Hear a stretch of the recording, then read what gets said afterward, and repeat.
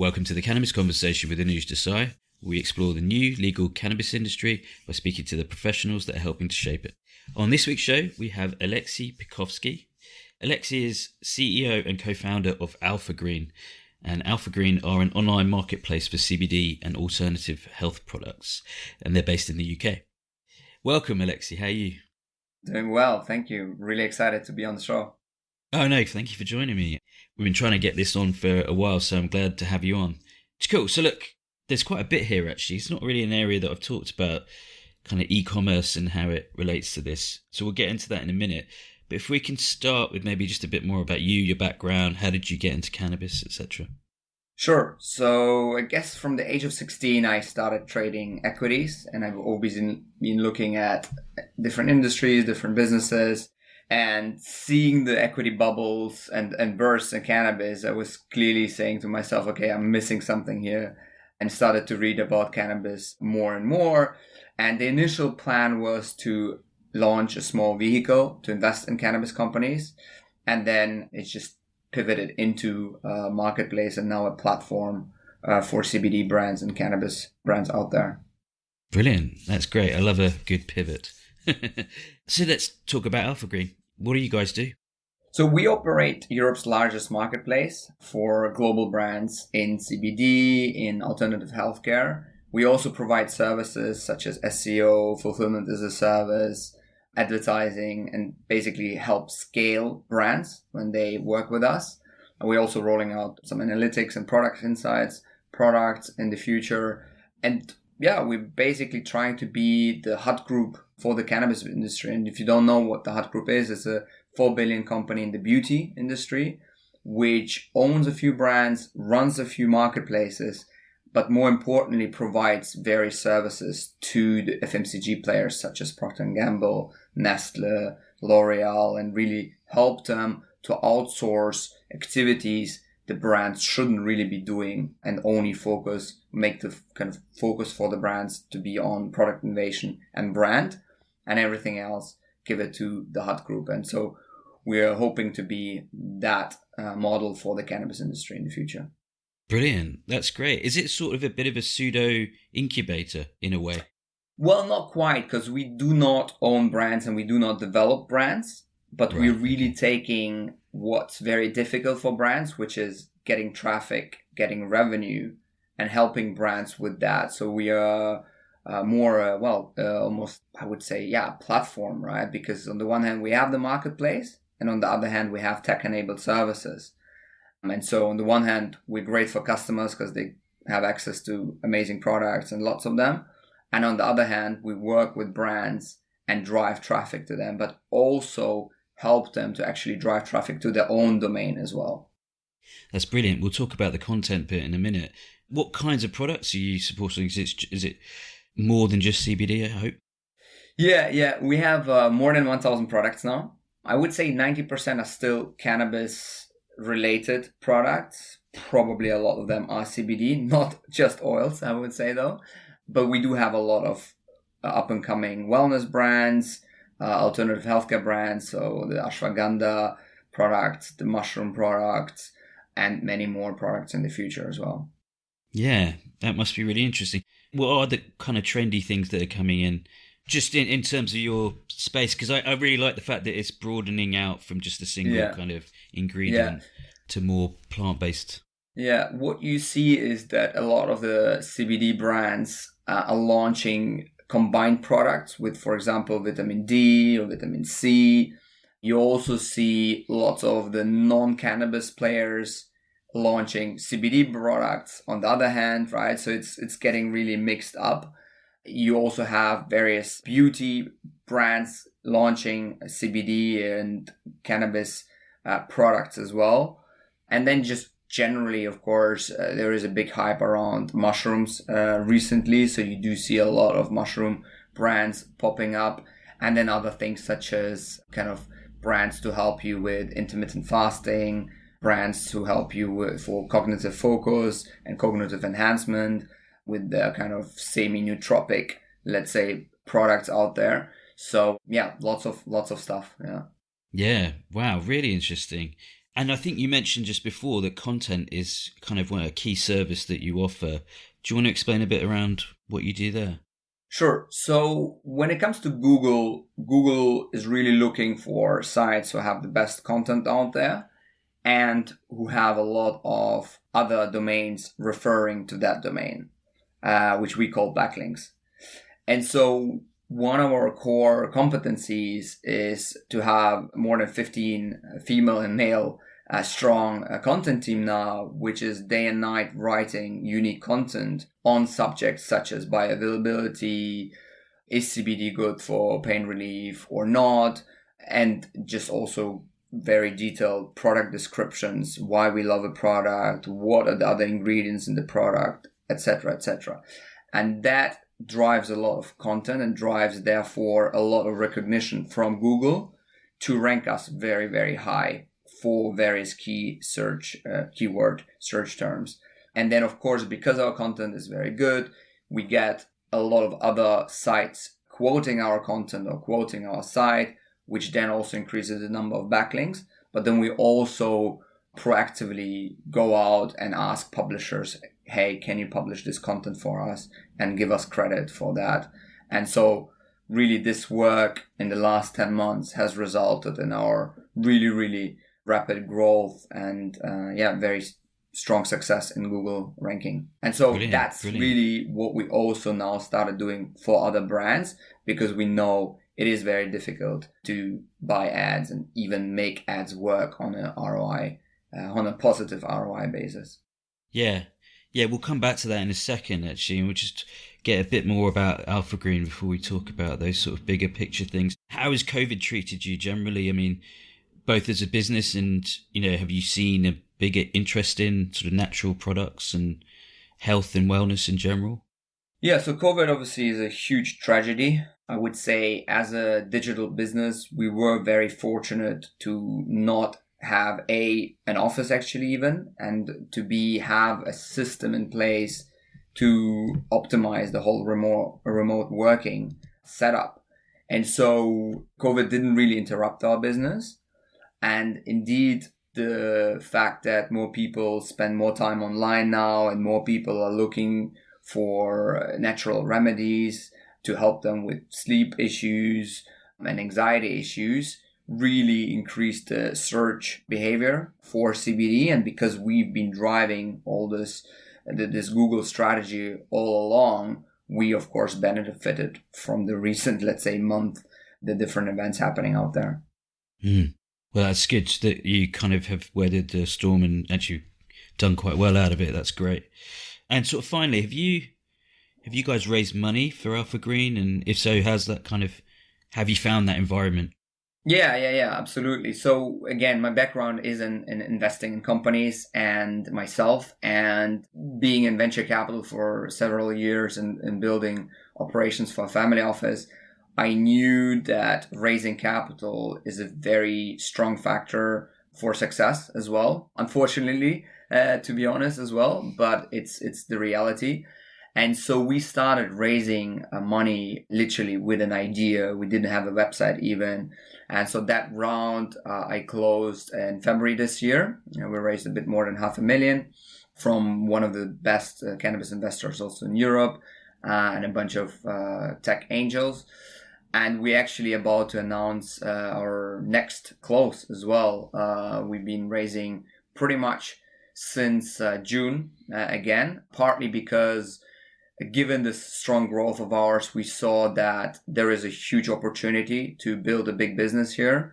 Partly also because the element of the services and working with brands on top of being a marketplace, that's something we really understood that we can do in February and March. So that wasn't really even part of the business plan in October and November last year.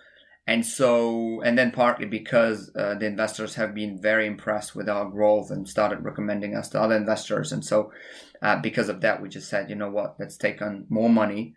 So I think this environment hasn't been too bad for us overall. Yeah, wow.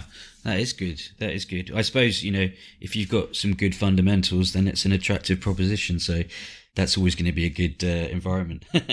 Cool. Okay. Well, look, let's talk a bit about the macro stuff, which is, maybe a bit of a 101 on e-commerce in general, but in particular in relation to cannabis and CBD. So look, at the high level and very kind of basic, Google and Facebook aren't very friendly towards CBD. Is that still the case? It's still the case. Although, again, when talking about Google, one has to differentiate between paid ads and shopping versus the organic traffic. So the organic traffic works very similar to any other industry. So if you have good content and people are looking for that content, you will be ranked highly if you're good on that content. What is more difficult is to actually bid for CBD related keywords.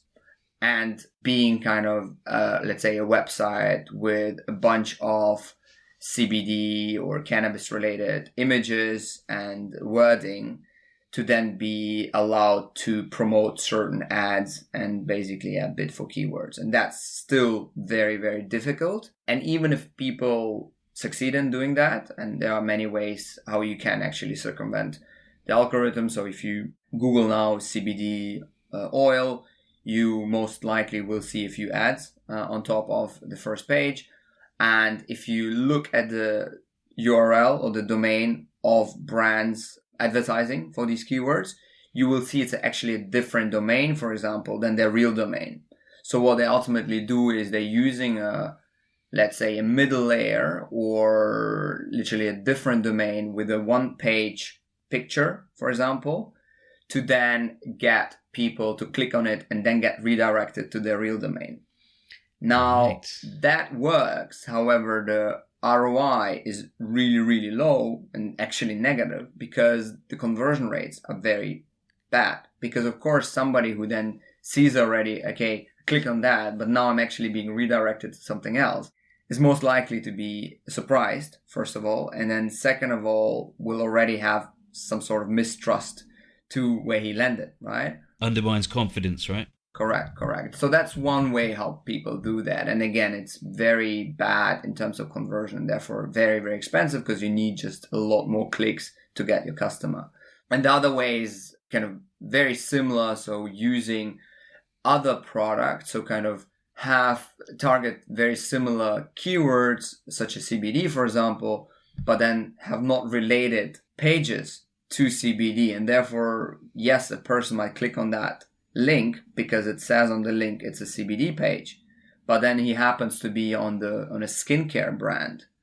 And therefore, well, will the customer now look in the website and find a CBD brand, or will the customer just go back to Google and type CBD into the Google search again?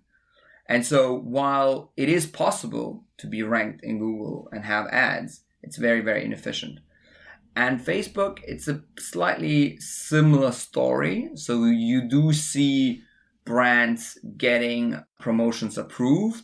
However, if you actually look at the number of likes, they're fairly low. And what it tells you is that a lot of these ads are being taken down by Facebook and Instagram fairly quickly.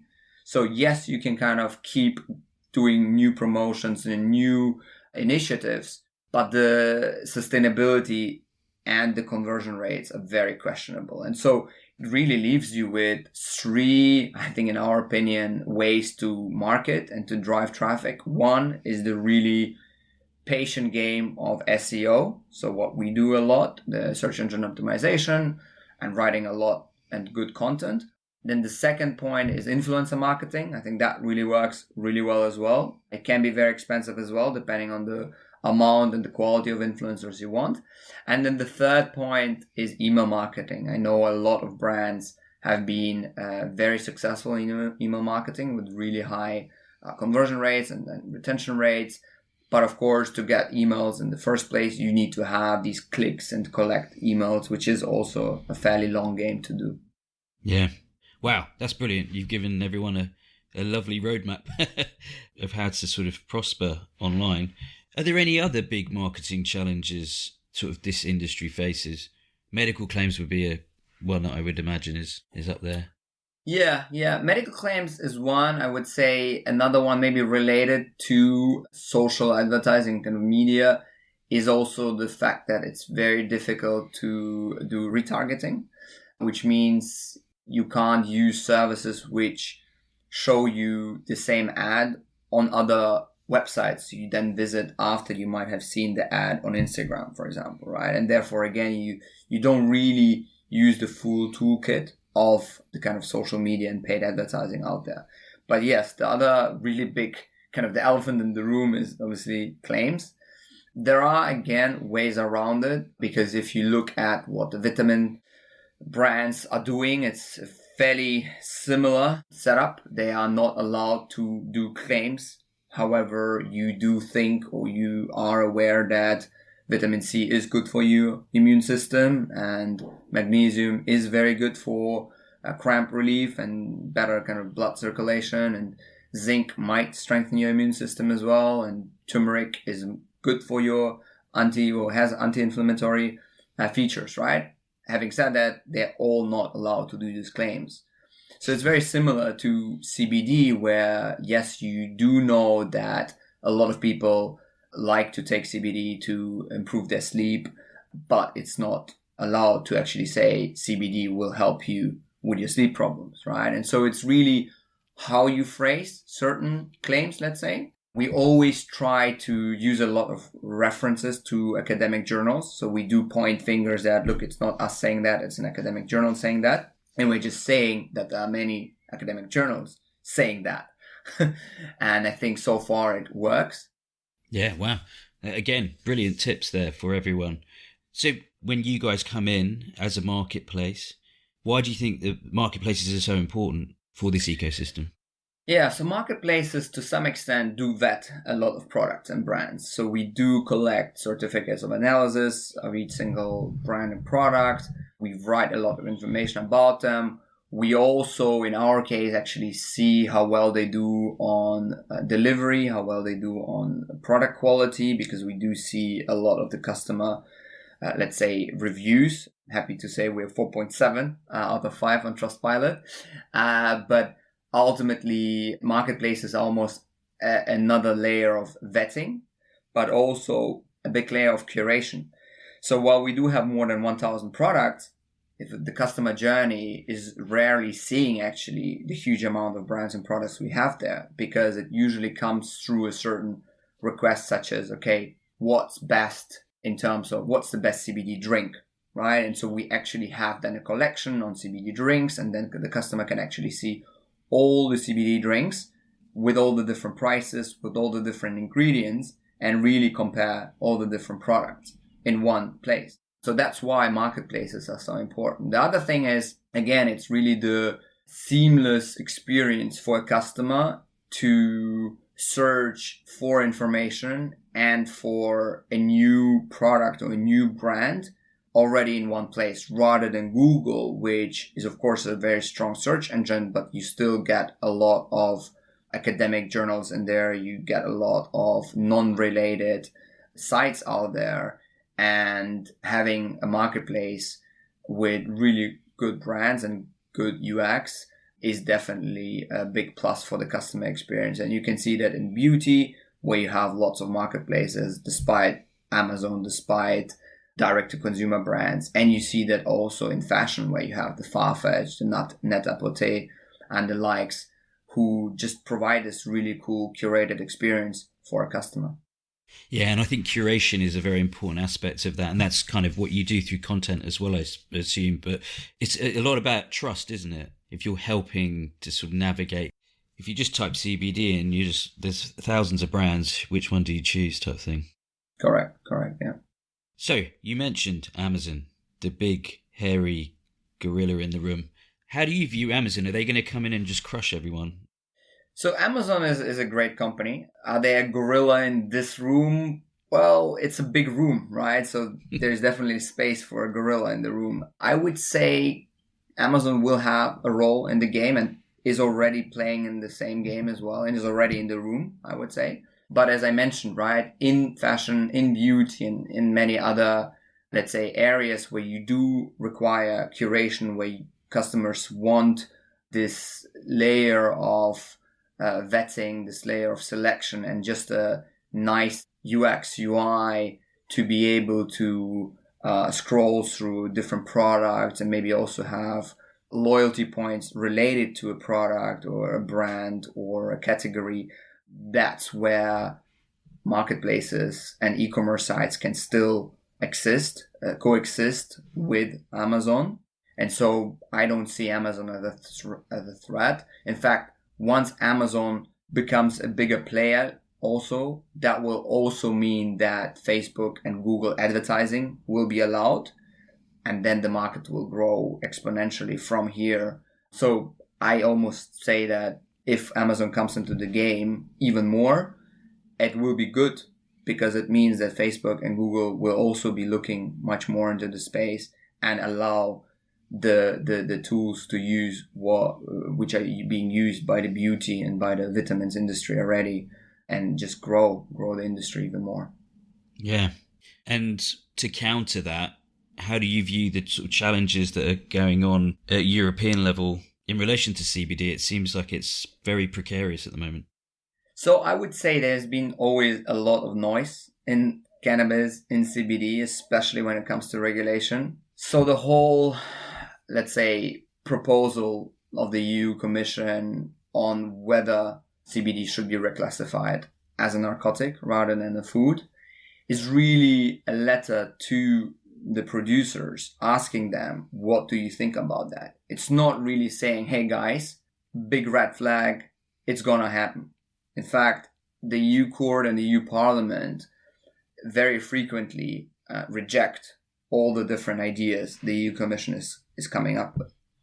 So to be honest, it's just very negative for the industry that a lot of the players in the industry are creating such a big noise out of it, because perception does become reality almost. And then by creating wrong perception, you almost force to what you don't want to happen to become reality.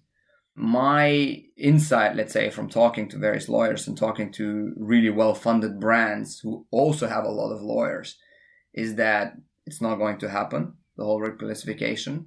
What might happen, of course, is that, again, there might be just a bunch of new delays and the whole regulatory, let's say, roadmap when getting CBD approved as novel food also in the EU. Luckily, the UK took already a different path, but I would also say the EU will not reclassify CBD as a narcotic, but just also treat it as novel food once the noise settles down. Right. That's very positive. Yeah, no, it's good to hear that. Also, if you look at the North America, right? I mean, I think it's very clear that it's a huge market in Canada and the US. And Latin America is actually now quietly gaining market share and gaining a lot of traction in that space as well. So it's just slower, as is usually the case. And there's just a lot of noise. And I think this noise is just really, just a lot of misinformation. As Trump says, fake news almost. Yes. Well, there's a whole topic in itself, isn't it? Well, brilliant. I really hope that is the truth, and I hope it is just noise, and we can kind of move forward and sort of start, making and growing this business. Cool. So what is your kind of future plans for your business? Because as we mentioned pivot at the beginning, what is sort of new areas that you're looking at? So one area we're looking at is to expand in various non-English speaking countries and non-English languages. The first one is Sweden for us. That's related partly because we see Sweden as a very exciting country with a lot of demand for CBD, and also slightly, let's say, easier ways to use certain marketing channels out there. We also have several Swedish brands and also some Swedish investors. So that's one country we're expanding into, followed by a few other European countries. And that's also part of our localization service we will then offer to brands as well. So if a brand wants to expand into Sweden or into Portugal, we will be able to help that brand with the content and also placing products in that particular country. The other thing we are doing is we do see, 30% of our traffic already is from the US because we're being ranked for English content. And so we're seeing a lot of interest from US brands to also enter Europe, despite all this noise around the regulatory space. And so one of the things we are rolling out is basically a fulfillment as a service model where we help US brands, Canadian brands, Colombian brands to set up operations in Europe with us managing it and also selling, of course, on Alphagreen IO. And then vice versa, we are looking to allow more and more US customers to buy US brands and get them delivered to their home in the US, and also enable European brands to enter the US market, which is a much bigger CBD market than Europe, although Europe is growing really, really strong as well. And then finally, we are launching a B2B product where shops and restaurants can buy via alphagreen.io directly from brands as well. So very similar to what Dutchy and LeafLink in the US are doing for the cannabis space and the producers and the dispensaries. We are aiming to do the same thing for CBD shops and restaurants. Brilliant. Very exciting plans. Yeah, I look forward to all of those things. Thank you, Alexej. It's been really brilliant, actually. And I think I've learned a huge amount, actually, about kind of marketing online, I guess. But I'm sure it's been very useful to my listeners too. Would love to have you back on at some point to hear how some of these plans are going. So please stay in touch. Sure. Anytime. Yeah. Thanks. Thanks.